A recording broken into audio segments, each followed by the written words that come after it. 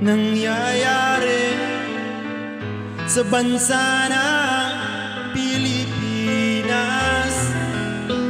Nilamon na ng mga sakit, mga tao nag-aalsa. Di ba kayo nahiya, lalo na sa ibang bansa? Tayo ay nagkagulo dahil sa gawain nyo. Sana ay managot kayo.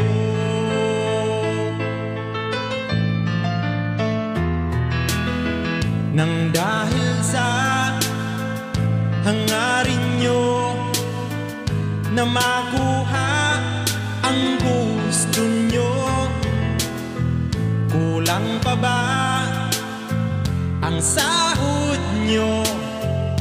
Kaya kayo nagnanakaw. Di ba kayo nahiya,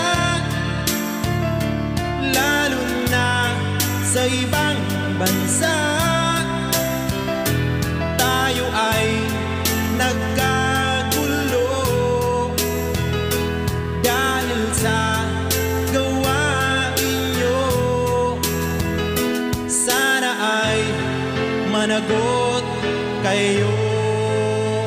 Imbis na tayo'y magtulungan, kapwa Pinoy ang nag-aaway. Kaya mahiya naman kayo sa yaman na hindi inyo. Di ba kayo nahiya,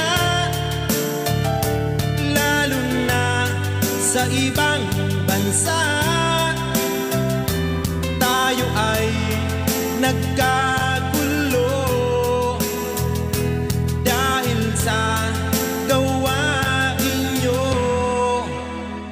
Sana ay managot kayo.